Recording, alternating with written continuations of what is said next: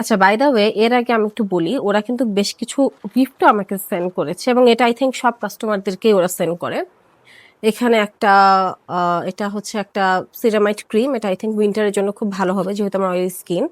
তারপর রাউন্ড ল্যাবের face wash আমি ইউজ করেছি, এবার আমাকে একটা রাউন্ড ল্যাবের ক্রিম ওরা সাজেস্ট করেছে, এটা ইউজ করে দেখতে বলেছে, and thank you for that. পরে এখানেও একটা গিফটের ইয়ে আছে, এখানে টোনার দেখছি, ক্লিনজার ফোম দেখছি, মানে এগুলো সব আম, কি বলে টেস্টার সাইজের আর কি, but really nice.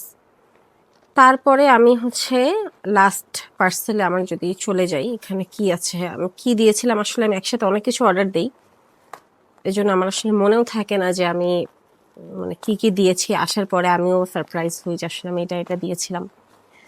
So anyways,